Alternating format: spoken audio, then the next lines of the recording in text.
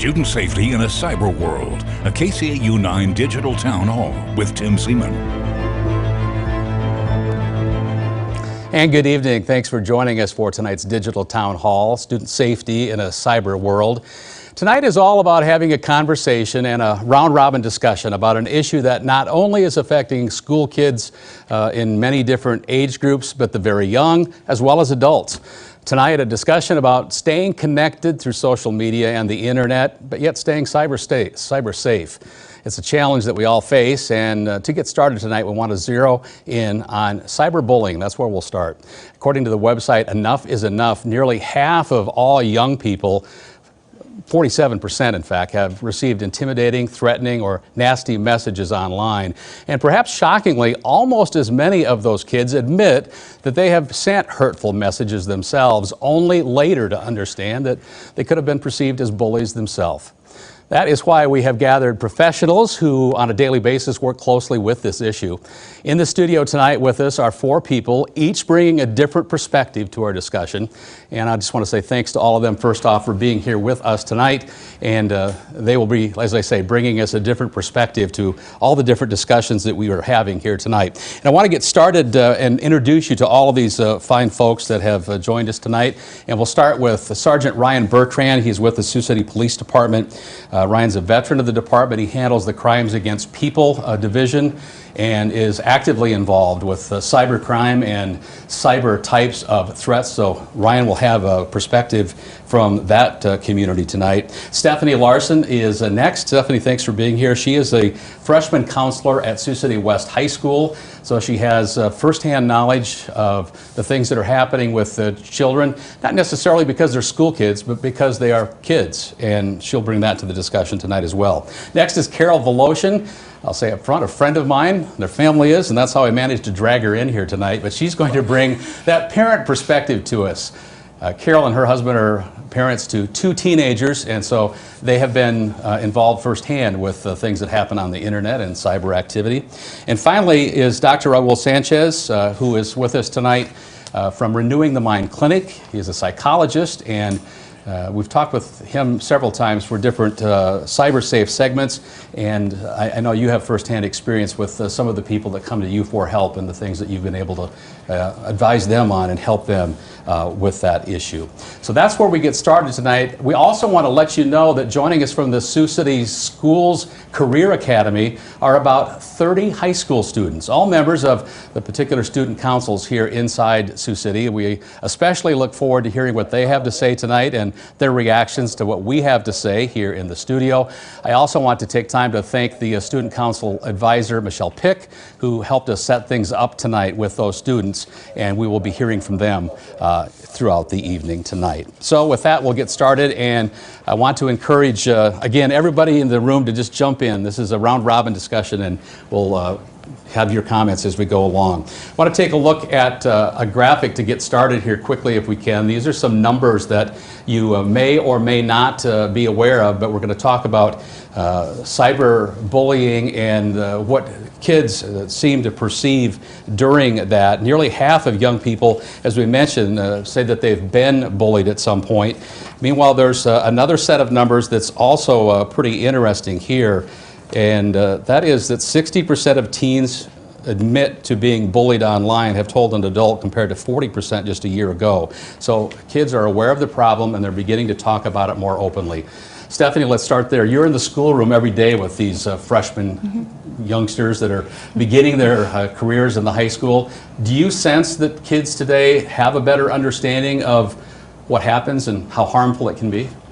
Yeah, I do. I think with the prevalence of social media and how it's just blown up in the last few years, that we see a lot more students have more access to it and utilize it more often, and maybe don't always know how to use it correctly. And so they may think that what they're saying could be perceived as something positive when maybe it doesn't come off that way, or vice versa. They are saying something negative and it's perceived as even more harmful. I get a lot of students in my office that will tell me, like, so-and-so said this, or this was on Snapchat or Facebook, or and then we kind of have to recover from there and take it from there.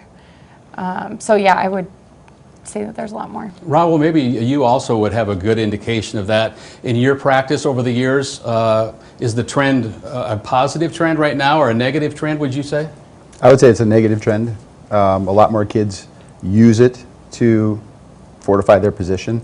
The best thing I usually try to do is help them reframe what the words are. So basically you call this ghost fighting. So Tim, if you and I are friends and I know you had a party or something and you didn't invite me, so I'm going to send you a message and I'm already going to interpret you are hurting me because you didn't invite me. So when you send me back a message, I'm going to read into that. So my job is to say, do you know for sure that's how Tim meant that? And then we kind of work through that perception. We call that ghost fighting. Like you're fighting a ghost, you're fighting your own fear. And so if we can help people pull that piece out, we can empower people, even though if you were trying to hurt me, I can still let that go. To add to what Raul said, there's so much of communication has to do with nonverbal communication, and you certainly lose a big piece of that when you're communicating just via typed words or a text or something like that. So people have difficulty communicating their true intent, like maybe they meant it sarcastically or jokingly, but the words as received or either read by the person receiving the message, they might take it a completely different way, and that a misalignment gets everybody stirred up. And the other piece, I guess, that really strikes me most about technology is how easy it is. Mm-hmm. And 30, 40, 50 years ago, it was a piece of paper passed around a room. And it would be very easy to keep that just between a couple people. But nowadays, with the ease of technology and how easy that makes communication, it's easy to send that out to a wide audience and have a major impact. And I would assume that the mental process when I see that message is instantaneous. I form my opinion almost instantaneously. True? Yes. False? Yeah. I think so. Even before. So like if I know there's a beef between us, I'm already anticipating you're going to come at me hard. And even if it's a neutral statement, I'm going to read it badly. And then so I'm going to send you back twice as hard of a message. And then it just blows up. Carol, you started to say, Yeah, and I was going to say, I mean, as a parent, the advice I give is just to stop. You know, don't buy into it, don't feed into it, don't continue to play the game. And that's not easy to do either. You don't want to be that person. Sometimes you want to be the one to have the last word in. So. We've got such an instantaneous society right now that the impulse is to fire right back. But you really, I guess it would be advice to say take a breath and step back. And I would think your mental process, if you do that 5 minutes later, is not going to be as harsh as it was on this snap of a dime. Absolutely. Yeah. The other thing that adds to it as well is on the flip side of it being very quick, there's also a delay in that if I say something bad about you, I don't see your reaction. You may react to it instantly. Maybe your feelings are hurt, maybe it causes you to cry or be upset or angry. I may not get that. And if I had received that reaction right away, we'd complete a type of a feedback loop, and I would know hey, this is what I want to do, this is what I don't want to do, and I could change my behavior accordingly. But if there's a delay in your response, I may fire something else off and fire another thing off and fire another thing off, and then it just really becomes just overwhelming. And another piece of that instantaneous piece, I think, is that when it used to be that when somebody got left out of a party on a Friday night or something, they didn't find out until Monday at school. And by then, everybody was kind of chilled out about it, where now it's on Instagram the second everybody's together and you can see it, and kids just get hurt quicker that way. It's not something where you can kind of let the effect wear off, or, you know, maybe you had a great time Friday night too, so it doesn't really matter. But instead, you're seeing your friends all get together on Snapchat or Instagram, and then you're like, well, why did they leave me out? What did I do? Why did I deserve this? How intent is that with kids at home, Carol? Yeah, and that is true. We encourage our kids not to post things on social media if they were with, you know, a group of friends and some group of friends weren't with them. For that purpose, that's something we want them to avoid. I would say as they were younger, it was harder for them to stop that, and I think as they've gotten older, it's easier to not have to share every moment or every second on social media on what they're doing. So we've talked here about that instantaneous response. I'm curious, what type of effect is there on a residual? You know, you send the message that's hurtful to me, but all of your friends are also seeing it. What's the residual effect of that waterfall almost of other people that maybe not even been in the conversation, but all of a sudden now they're part of the negative spin? Yeah, there's a depersonalization that happens. Any of the studies where people talk intimately about hand-to-hand combat, to use that example, the people that are the most traumatized by combat are those that are where it's done up close and personal, like the bad breath distance, they say. When you get in the person's face and you can hear them and feel them and smell them, the most traumatic for the combatants involved. But then you spread that out and take someone who is merely pushing a button somewhere. They don't have the same trauma and they don't have the same effect of it. So what happens is the people become disassociated by what's actually going on. The person on the receiving end of it feels it very deeply and it's very personal to them. But all these other people that are just adding to the fire, it becomes a type of entertainment. And it's very easy for them to get the reaction from the victim or the person that's being bullied, and then it's easy for them to take it as a game, as a type of entertainment, versus then seeing for what it really is. We are encouraging folks at home to send us their messages as well. If you've got a question for our panel, you can send us a Facebook message, and we've already received a couple of questions tonight. Let's take a look at the first question that we've got, and we'll have the panel look at it. There's the information again. You can go to KCAU-9 News, our Facebook page. You can go to the KCAU Sioux City YouTube account as well. And one of those first questions, this one is, it says Jackson, and the question says, the internet has been around for a long time. At what point did the technology start to produce these negative influences? Anybody remember when you, maybe Raul, you would have I'm sure Ryan, you might as well. Yeah, the first one was like the AOL accounts where people could do group chats. So before it was just me and you, and we could kind of figure that out, but then you could have 9 conversations at the same time. And so I'm having a paintball conversation over here, and I'm having this party conversation over here, and then you just really quickly just start snapping judgments, and then people start getting hurt, and then everybody in the feed sees it. And then then they tend to do these backdoor tweets and backdoor messages and says, hey, did you see what Tim said to you? Like, aren't you mad? And then that fuels your anxiety and your anger, like, oh, you felt that? Like, he came at me? And then that fuels all this hate. And that was maybe the 80s? That probably, yeah, well, 2000, 99. Yeah. Yep. So it's been around. I'm old enough that I had the brick cell phone to start, so I couldn't. It was hard to text on the brick cell phone.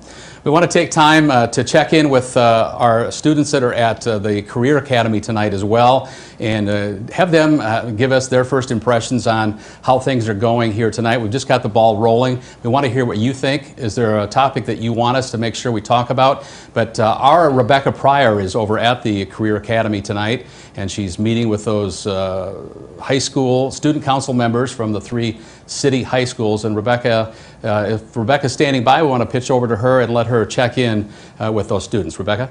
Check in with our students that are at the Career Academy.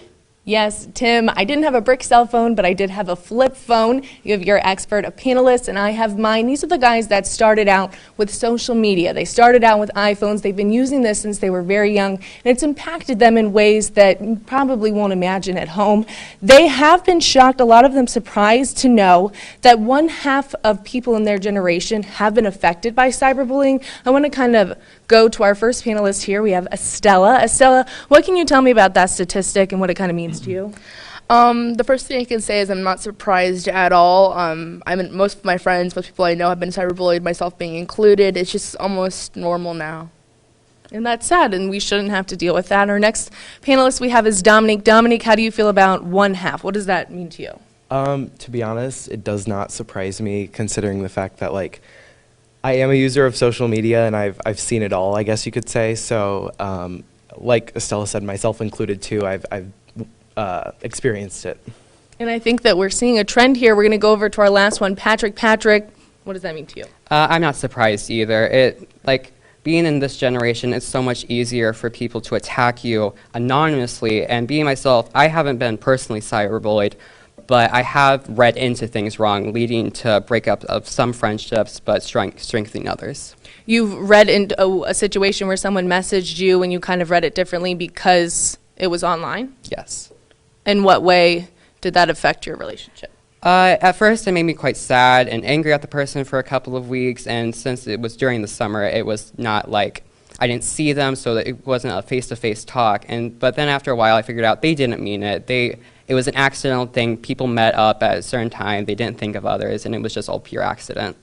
And you guys talked a lot about that. You talked about nonverbal communication. When you're not face to face with someone, it's hard to know what they really mean when it's over, text message or if it's over the internet. And that's tough to come to a resolution if you can't see that person in person. Now, I want to talk more about cyberbullying. You guys have some stories that you'd like to share.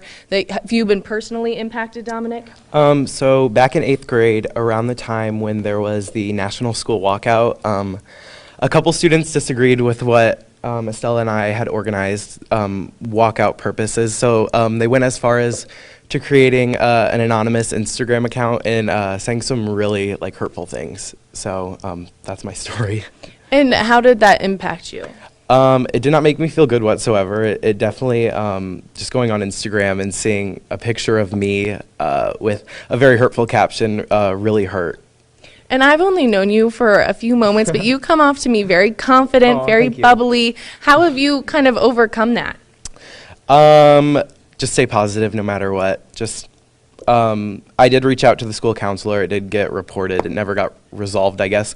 But I just stay positive constantly.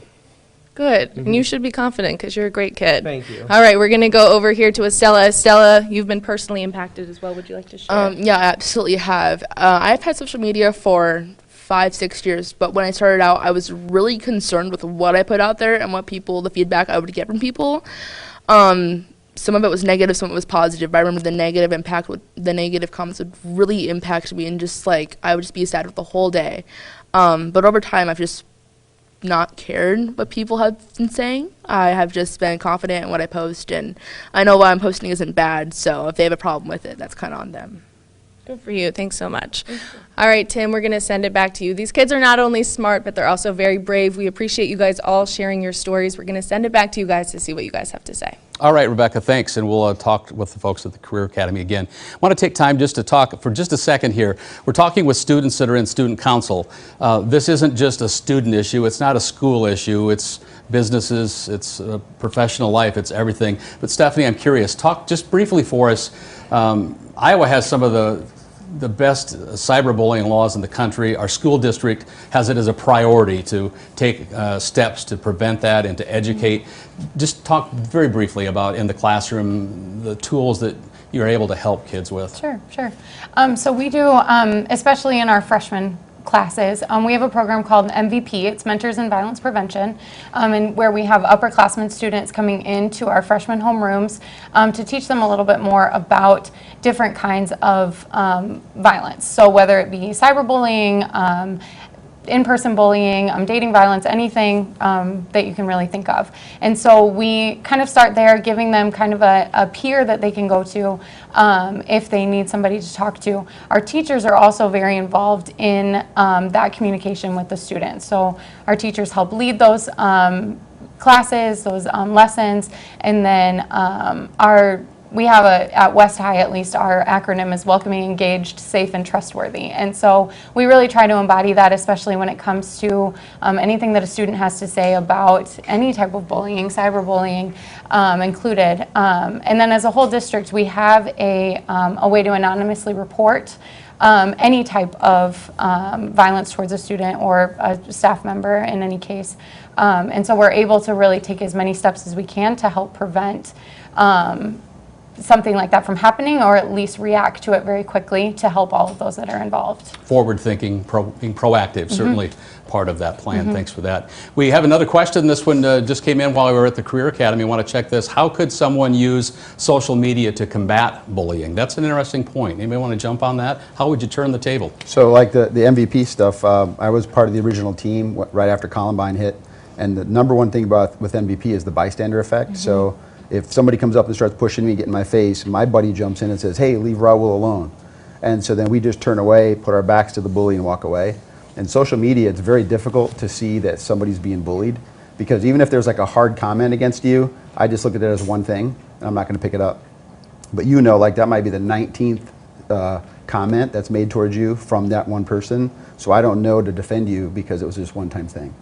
And so that bystander effect and the anonymous portion of that, like, that kind of hurt, but I don't think that's bullying. So then people pull back. And the concept would be to jump in even when you think it's bullying, but you're not sure. Just like, hey, leave them alone. So sometimes you have to rely on the kids to speak up and talk about it. I think it's very important to continually to tell your children to be open with you and not afraid to tell you anything, and even more important, not to overreact when they do. And I would imagine as a parent, it's difficult if you don't have a dialogue with your child to start with. It's going to be pretty hard to start a dialogue about something that was probably pretty nasty that's been said about you. So Yes. would you encourage that type of dialogue all along? Yes, yes, and sometimes I can see behaviors when my kids are withdrawn or quiet, and I think, oh, I wonder what they're seeing on social media, or what's going on in the group chat, or what are they seeing that I don't know, and I think that's a regular thing. It affects their mood, and just have to try to stay open communication and continue to encourage them to open up. It is a difficult thing. Ryan, I know you and I have talked before, and you made the reference to me was it's difficult, but you can do it then, or you can do it weeks or months later when it's turned into something much worse, and all of a sudden they're in your office and they're having to talk about it. So I enjoy everything that they're saying. It really strikes home. The mentoring is huge. There's a really interesting study by a guy named Dr. Phil Zimbardo. He did the Stanford prison inmate study where he set up some students as prisoners and other students became guards. And he let this play out. And then what he was surprised to find out was just the levels of cruelty that people would be willing to put on other people. And ultimately, someone called him to a census. He ended up marrying this woman. That became his wife. That's part of the funny story of it.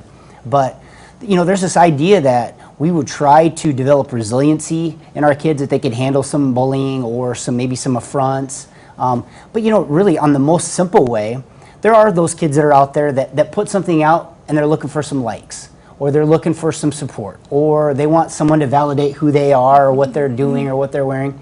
And in the simplest matter, other people can just use social media and say, hey, I like that. I like you. You're valuable. And however that gets said. But they can use that simply in that manner, just to be encouraging as a start. Yeah, it's really, really important to understand too that out of the bullies, so the people who bully, 60% of them have been already victimized themselves. So they're really wounded. So they get hurt, they stick this stuff in a backpack and they carry it. And then they see everybody else having fun, everybody else posting pictures, and they just feel so hurt that nobody came to bat for them. So then they start to do it, right? And then they get negative attention. So I'd rather be, you have me in my face and you coming at me than being ignored. Being ignored is the worst thing ever. So I'd rather have the negative attention.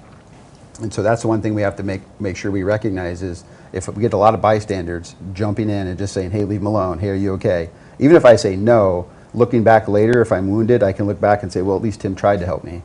And so that's where we have to send that signal, because a lot of the people who are victimized, 60%, become the bullies. Stephanie, perhaps you could mention, or you might have an opinion here, is that awareness, are students more likely today than even a year ago to step in or to try to put a roadblock in that path of something that might be a cyber threat? I think so. I think they're more aware that it's happening. Sure.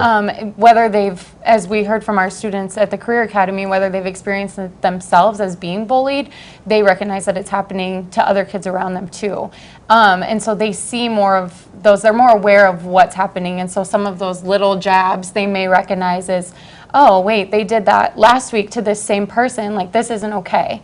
I want to step up, I want to do something. It's hard to tell for certain because we don't see the things our kids are posting on social media all of the time. And so it's hard to know for sure that that's what's happening, but I think we are doing a really good job in teaching them how to do those things and implementing things like MVP and other classroom lessons so that they're aware that like, oh, this is happening. I have the ability to step in and help instead of just kind of standing and watching it play out. Or being afraid to jump into that. Yep. Social media, cyber threats, they can come from anywhere. I want to show you a graphic that from a recent piece of research that talked about where threats more likely will come from, what different social media services or apps are out there, and which ones are the ones that are seeming to draw a lot of attention. Kids report bullying on those different platforms, of course. Instagram was at the top of the list, Facebook and Snapchat. Those are all applications I think that most parents are aware of. Are there new applications out there, and maybe Ryan, you'd be the best one to ask this, that are now being used that parents need to be made aware of? Yes, and new every day. And they have a different popularity week by week, it seems. So the people want to go where the other people are, and they're going to want to go where the fun people are and where people are hearing what they're saying. So obviously Instagram is very popular, Facebook's very popular, Snapchat's very popular.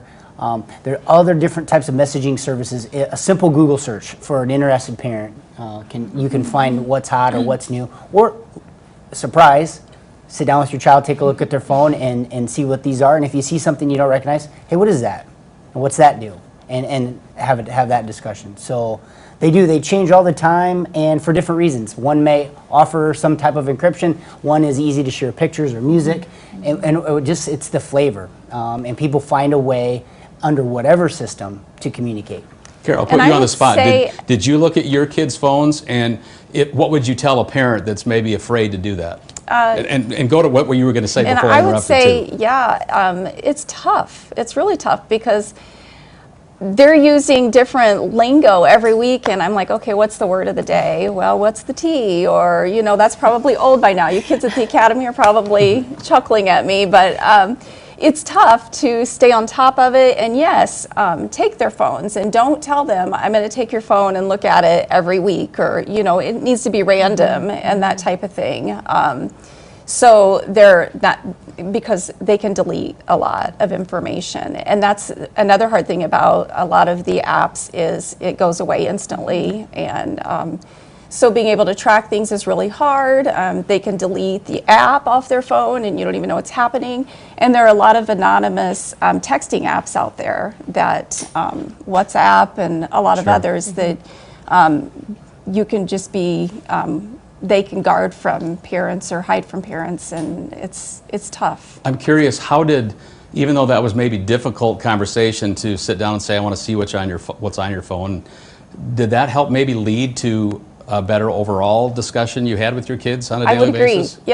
Yes, I think so. If there's been a concern and we look at the phone and then go into better discussion, I think sometimes my kids were relieved that that happened. So.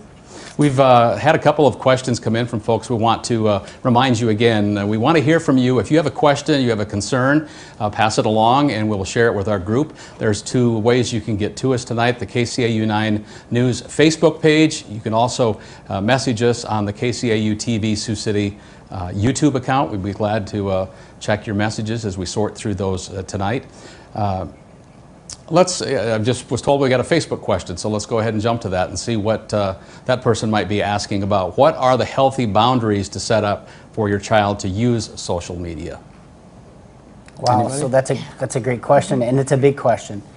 One of the things, obviously, right off the bat would be time. Which time of the access are they allowed? So, like, let's say if it was a school night, and by 9 p.m., no more access to the internet. And you know, for example, there's technologies available. Like in my home, I have a router that I can control with an app on my phone. And at a certain time of the night, I can just internet off, and I can literally turn off any access to the internet.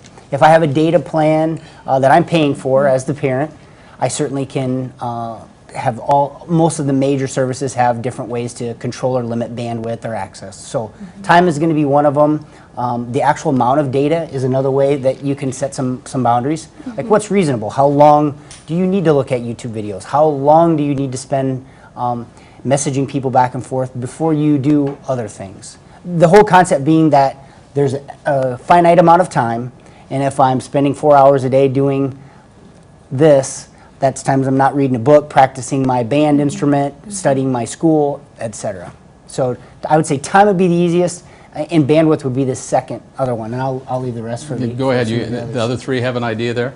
I would say it depends on each family situation is different. Like I have a coworker that has a 4-year-old and a 7-year-old. So I was quizzing her today on what that looked like in their house.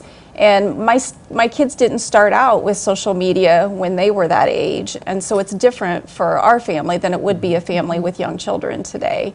And definitely, she told me about an app they use that she can control from her phone and profile each different device in the house as to what they can use when the access is shut off at a certain time of night.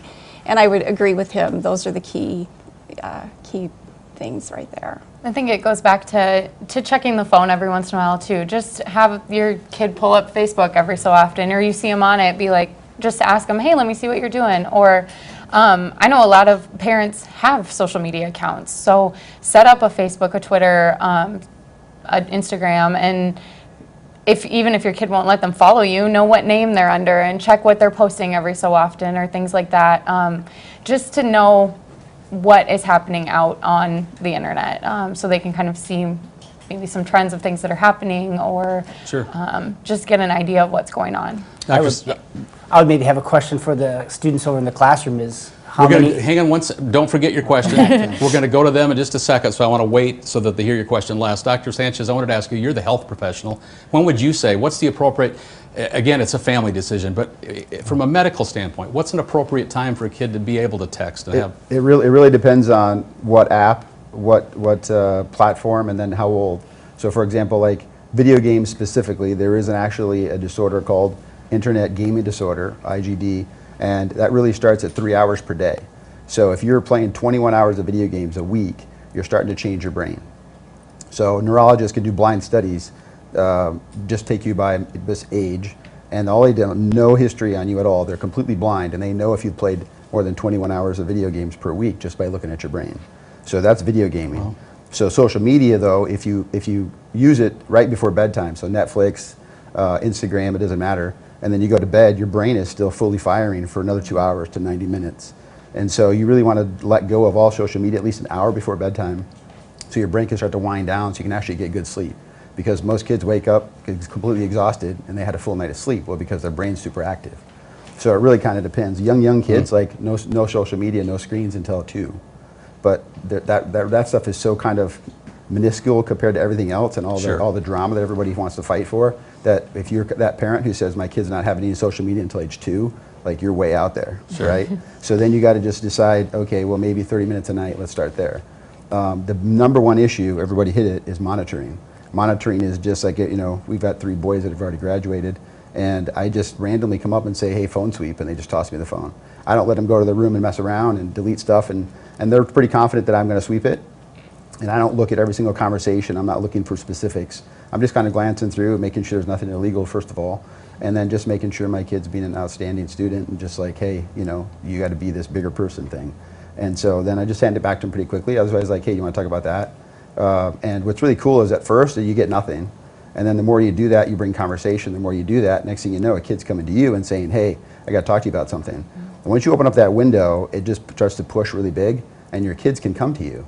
But it starts really up front, and people are like, man, I tried that thing, and we got in a fight. Yeah, well, that's the first time you tried it. You've got to get comfortable with it.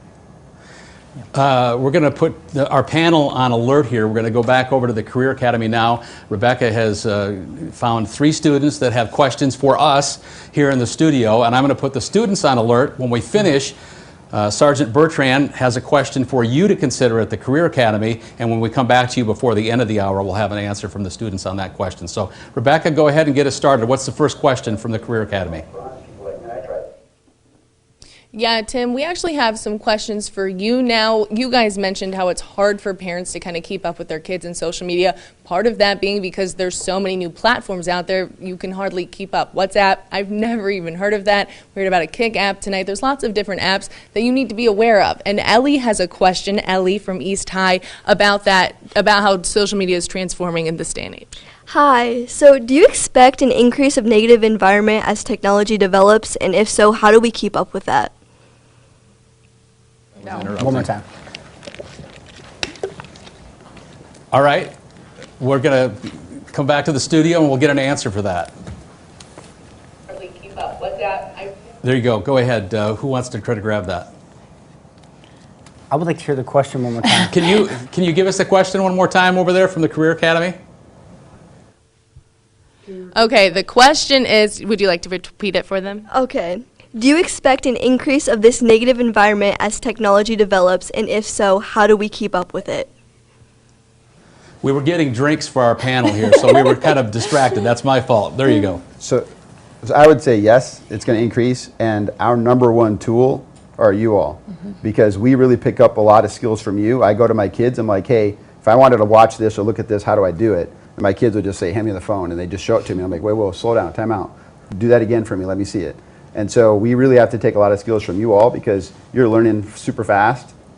We're old school, like I grew up with an Atari. I mean, I can't keep up, right? So we need your help, and so it's a great question, and we need you. All right, Rebecca, let's go back. What's your next student-related question?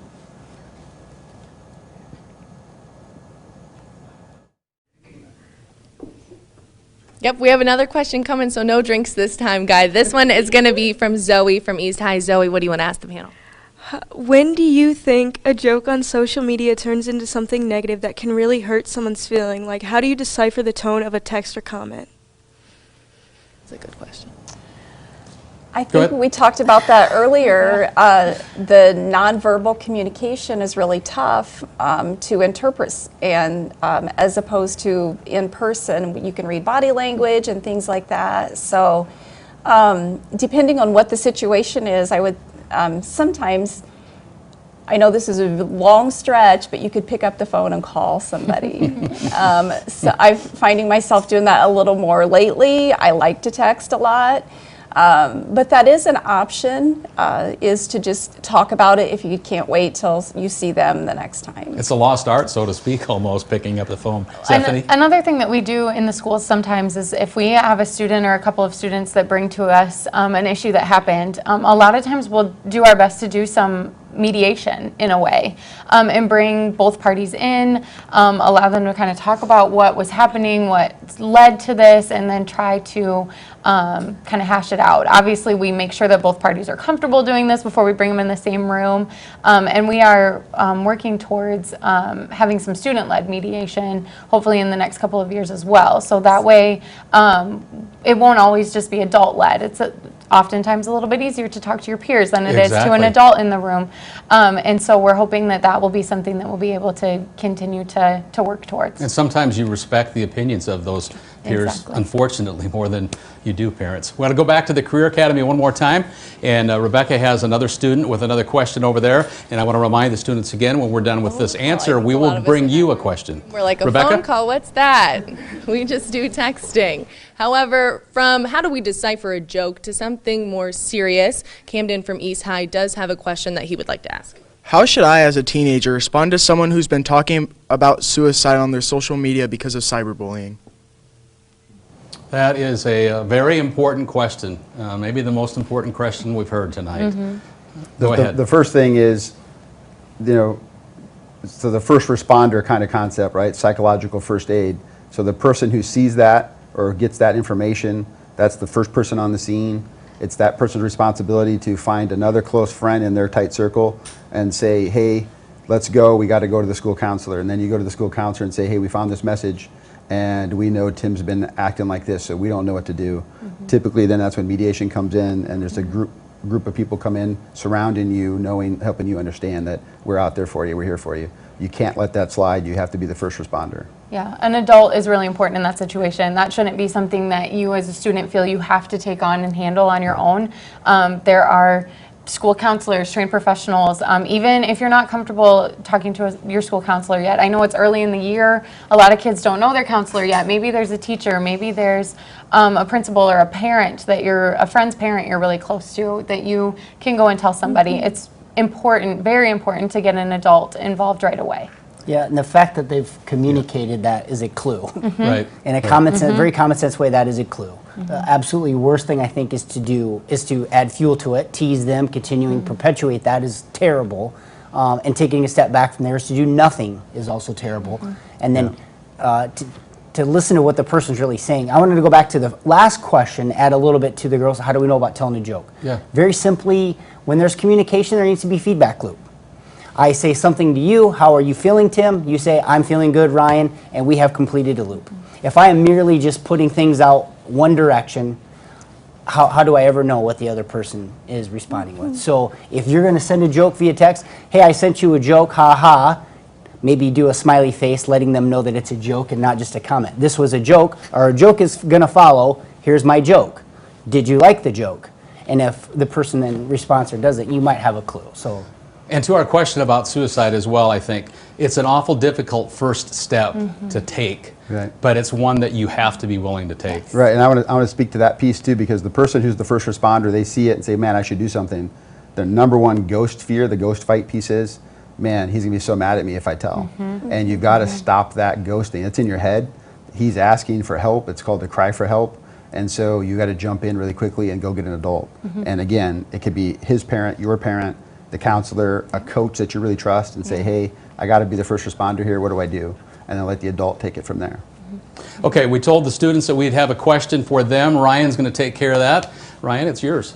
Yeah, so the question for the students is, with the technology that y'all have, I'm assuming most of you guys there have cell phones of some type. What do you all feel would be an appropriate boundary from your parents as far as limiting the use of your device? And would you miss your cell phone if you lost it for a week? So would that be a good motivation, keeping or losing your cell phone as a form of discipline? All right, you guys think about it at the Career Academy. We'll come back to you here before the end of the hour here at 8:30 when we wrap up, and we'll get a couple, 2 or 3 responses from that. So think on that. I want to take another question that we've had called in. We can pump this up. I'm not sure if this is from YouTube or Facebook, but we do have another question. We'll have the panel take a peek at that and see if they can handle this one. Sometimes my son complains about getting picked on. How can I tell if this is a serious threat or if I need to encourage him to toughen up a little bit? Somebody kind of mentioned this roughly, maybe Dr. Sanchez did earlier, but that seems to be like a no-brainer, but yet it seems like maybe that is something that's legitimate. Yeah, and that really depends on the parent. So kind of like the disciplinarian parent tends to say, hey, you need to toughen up, you need to develop tough skin. The more nurturing side of the parent says, oh no, my kid's being crushed, what do we do?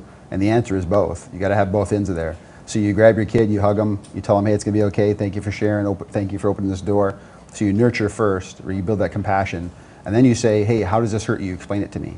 And then you can give some examples like, hey, if this is my good friend Jeff, and he's saying this to me, I wouldn't take it wrong. But if it's a guy I really didn't know very much, and he says it, I can see how that hurts. So again, you give them a gauge of how to interpret that piece of information. Ryan, I want to turn to you. We've talked a lot about the effects of any type of online threatening messages, and we're mostly talking about kids, but I'm curious about the legal aspect. What is out there right now? A lot of people think, well, it's just a harmless message and I'll tell them I'm sorry and it'll be over with. It's not a joking matter anymore. It's serious. Yeah, so like when you have a person that is engaging in this behavior, it's harassment. It's a form of harassment, and that is a crime. So when this contact or the communication is unwanted, unwelcome, annoying, and it persists, that is a form of harassment. Now, because harassment is a simple misdemeanor and it's considered a very low crime, there might be people on both sides, like a parent that might say, toughen up, you know, that's just words, sticks and stones may break my bones, but words will never hurt me, you need to toughen up. And so erroneously, sometimes we only give them that message. And then on the flip side, sometimes we don't give them any kind of resiliency advice. We just we give them the victim role, and sometimes I think that can exacerbate the problem. And then we put in their head that they're always a victim and there's no way out, and they're surrounded by evil on all sides, and there's absolutely nothing they can do, and they're powerless to stand up to any of this. So I think both ends of the spectrum, by themselves can be bad. So the firm boundaries, the self-worth, saying no, if it persists and there's contact you don't like, it's okay to say no. I really like this concept that no is a complete sentence. And if you don't like something, say no. That immediately clarifies my position. If you ask me would I like an ice cream cone, and I say No, I do not like an ice cream cone. Thank you. You don't need to continue to pressure me to give me an ice cream cone. And any further attempts to get past my no, past my boundary, I should take with a red flag. I should be on guard against a person that doesn't accept my boundary. And in this case, it's no, and your contact is unwanted, unwelcome. I don't like when you talk to me like that. Then there's no doubt.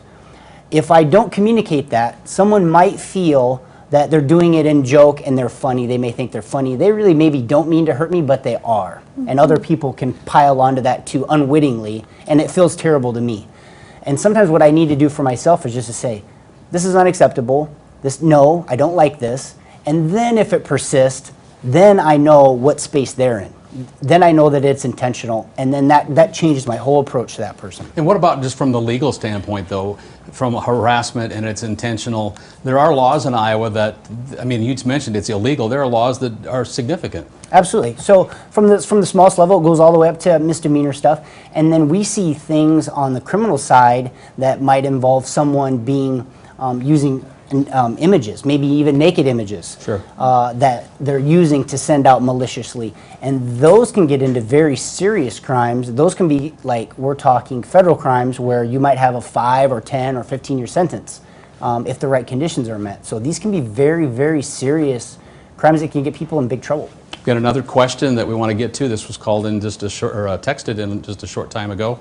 And it says, Dr. Sanchez, do you believe social media is now a big part of shaping your self-worth? I don't know if that means yours, but I mean people in general. The answer is yes, and specifically for people who don't have an identity. So like if I'm not in band, I'm not in football, I don't have really a good identity, the kids that are most at risk are they just go to school and come right home, and they don't have anybody to stand in, so they don't have a bystander friend, and if they don't have a bystander friend, they're most at risk. So they're the ones who are usually putting the most stuff out a lot, trying to create an image and hoping that they get positive feedback back. And so sometimes that's called the looking glass self. I don't know who I am, but when you look at me and tell me who I am, I take that. And so it's really good if it's positive, and it stinks if it's negative. In those kind of situations, I like to just tell people understand, like, you've got to create so if I'm the person who's looking for self-worth there, I always say you have to, it's like playing tennis. If I serve you a ball, I'm waiting for your return. And if you just keep serving all the time and nobody's responding, move on. That person doesn't want anything to do with you. And likewise, if I just get repetitive comments toward me and I say stop, that stuff's not coming at me, or it's coming at me as a fast pace and I haven't responded, that can be bullying because I'm just taking what they're saying all the time.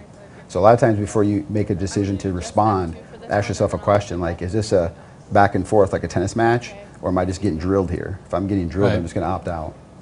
We'll take a look at some statistics again here. Another graphic I want to bring up, and we're talking about the hurt that is happening on the internet, and there are several different types of things that specifically draw that hurt. 61% in a recent poll said that the hurt was targeted the person's appearance, 25% about their academics, 17% their race, 15% their sexuality, 15% the financial status, religion, and others.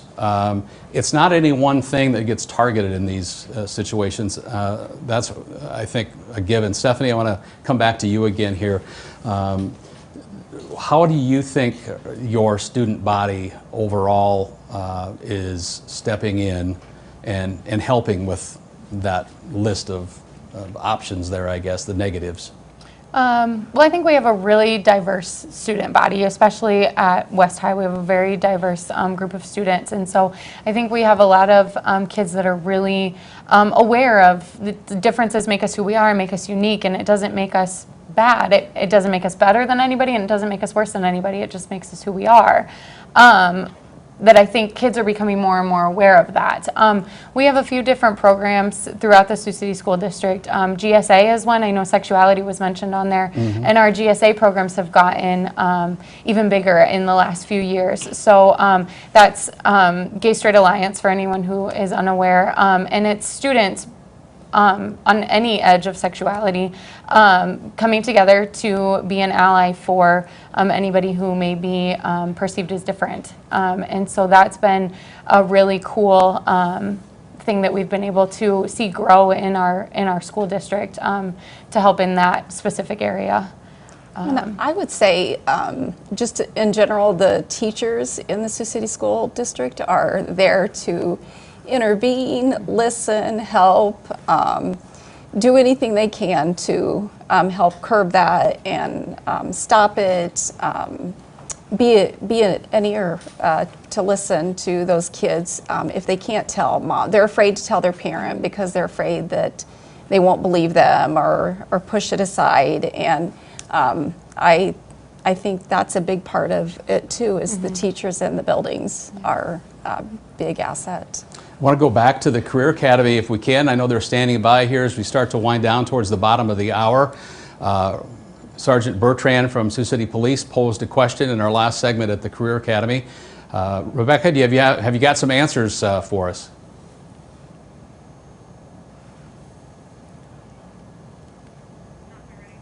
Okay, they're not quite ready. We'll get back to them though. We only got about 10 minutes till we're going to wrap up here. I'm going to open it up. I've asked a lot of questions. What's at the top of the mind for you folks that we haven't talked about that you think we should get in before we wrap up here at 8:30? I would say cyberbullying discussions need to start early in the home. It's never too early. Maybe that's a broad statement. I guess you can decide with your kids. I just remember discussing more sensitive topics with my kids when they were kindergartners through, 5th graders. It's like, just kind of a scary thing as a parent. When do we address those situations? So communicating early, because, all those kids have access to screens at a young age, and it's important to just start talking early and be open at any time. It sets the groundwork for what will be future discussions. From my perspective and the things I've seen in work, and I'm kind of referring to things that are bad, I think, we talk about, I want my child to be a doctor or this career or that career. I think it's also really excellent that we would foster them to be a hero or to have good character or to stand up for other people. Those are virtues that make our whole society better. And there's plenty of smart doctors, and there'll be plenty of people to do all these jobs. But how nice is it when we have a person of good character that can hold another person up and hold themselves in a good place? That's what I would ask parents to take a look at is, hey, foster these career aspirations, of course. We need the academics, we need that. Right. But those character pieces, and the challenge is to the students that are listening here as well, is to take my challenge, make it your mind to have a character be a part of your life. And I would add to that, be thoughtful before you post anything online, even if it's not technically cyberbullying, but just to go along with your character. Be thoughtful about who's going to see this in 5 years, or, is this something that really reflects me? And be a good digital student or citizen out there, and always think before you post. I just think having these conversations is so important, and the fact that we're able to have them as professionals, and that we have students that are willing to have this conversation with us, and parents sending messages with questions, that's a great step in the right direction. And I think that even though there is a lot of negative stuff happening and that there's a big negative impact, we're also really aware of that and working towards this positive social change. And I think that that's such a great step. I have a really cool resilience concept, which is I just teach kids what's awesome about that. So when I was a kid, I was in special education until 5th grade. I had a reading disability. They didn't call it dyslexia back then, but I was tested in college, and that's what it is. But I didn't understand how to flip that upside down. So people called me, retard boy and this kind of stuff, and that's back when they'd come and knock on the door and say, hey, I'm here to pick up Raul for class. I'd get up and walk out, and you'd hear people call me names and making fun of me. So I just started fighting. So if they picked on me for being stupid or being a poor reader, that really wounded me. So I just came at them. So it wasn't until later, and I started understanding what are the strengths of dyslexics and what's awesome about being dyslexic. And so I have super good creativity, and people are just like, how do you know that? I come at problems from such an opposite angle that I can think of things that other people can't think of. And so I help people, if somebody says, oh, you're short, you can't play volleyball. I'm like, okay, so maybe you can't. What's awesome about that? And for the first couple of times, they just look at you like, did you not hear me? I'm like, yeah, I heard you. What's awesome about that? And we start focusing, and what happens is if they just pause for a little bit and just dig, and they start to go, I'm really fast. I go, okay, so what can you do if you're really fast? And so that what's awesome about that concept, and for you students, if you could just really help each other figure that part out, like what's awesome about wherever you're at. So if you're picking on me for something, it usually is going to wound me if I believe it's true. So like if you called me skinny, I'm like, that doesn't hurt me, right? If you call me stupid, I'm like, okay, now we're going to fight. Do you see what I'm saying? So I have to figure me out so that you can't wound me. And that's the resiliency side. Something to think about for the students, and we're going to go back to the students. I have been told that they're ready with their answers to the question that was posed by Sergeant Bertrand a short time ago. Rebecca? Yeah, I like what you guys kind of said about character counts. When you talked back to people judging their self-worth based on their social media, I can see how that instant gratification of waiting for likes to roll in would impact someone's self-esteem. However, every kid in this room, I want you guys to know that you're so much more than a like, that character counts, and that you guys are all really great kids. Moving on to that question we had about our parents, though. So here we are with Rosario. What do you think is too much when your parents are intervening in your own social media? Honestly, I don't think that there is like a huge boundary set. Like, they're your parents, they should probably know what you're doing, and you shouldn't be doing something bad if like you're too afraid to have them see it. And I know from the start, when I first got my phone and when I first started on social media, I kind of jumped into things and didn't really think before I did stuff, so I got my phone taken away a lot. And that over time just made me realize, you know, like, I'm going to get my phone taken away. Should I do this or should I not do it? And now I've kind of grown into more of like understanding how social media works and how that's going to affect me and others. So now I know because my parents were there to set those boundaries at first. Can we all give claps for Rosario? That was an amazing answer we had. That's something that I would almost call the grandma rule. If you don't want your grandma to see it on social media, you shouldn't be posting it. We're going to go over here to Destiny. Destiny, same question. What is too much involvement when it comes to your parents and their social media? Well, I feel like taking a phone for a week would be a bit too much because technology is a tool. And I feel like when parents should do more of is teach us how to use this tool for good. I have learned a lot of things using my phone. I've used it for homework, learn how to play the piano even. I've used it as a tool, and we can learn how to take advantage of it. It would be better for parents to have more one-on-one conversations with their kids and give them advice on how to do the right thing on social media. When we do the right thing, we'll have nothing to worry about, so do the right thing. So you feel like having an open dialogue is probably more effective for you personally than taking your phone? Yes. Okay. Thank you so much, Destiny. Thank you guys all for participating. We're going to send it back to you guys in the studio. All right, Rebecca. Wow. There are some good kids out there. Yeah, absolutely. Great answers. We want to pass along a couple of numbers before we wrap up tonight. If you have a concern, you have a question, you need help, we'll leave this up for a couple of minutes here, but there are numbers here that you can take advantage of. The National Suicide Prevention Lifeline, the number there is 800-273, and that is TALK, or TALK would translate into 8255. There's the crisis text line. That's a free call, 24/7 support for those in crisis, provided by a trained crisis counselor. The number is there. And the teen line as well helps adolescents address their problems through a confidential peer hotline and community outreach program that's open from 6 until 10 Pacific time every night. But those numbers are there for your help. We'll leave it up another minute or so in case you're trying to jot down a number or at one of those different helplines. But while that is up, I just want to say thanks, and it's a great conversation that we hope to be able to continue in the months to come, and appreciate all of your time, and thanks to all of you for the work that you do, not only in this vein, but on the daily basis and other things you do here in our community to keep things on the right track. We appreciate all of that. Thank you. Thanks, Tim. All right. And we thank all of you for being with us tonight as well at home, whether you were on our Facebook page, our KCAU-9 page. We really appreciate it.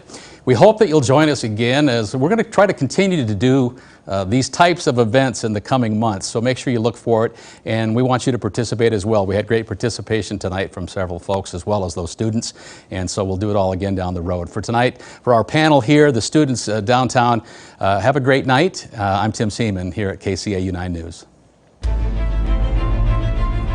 Student Safety in a Cyber World, a KCAU-9 Digital Town Hall with Tim Seaman.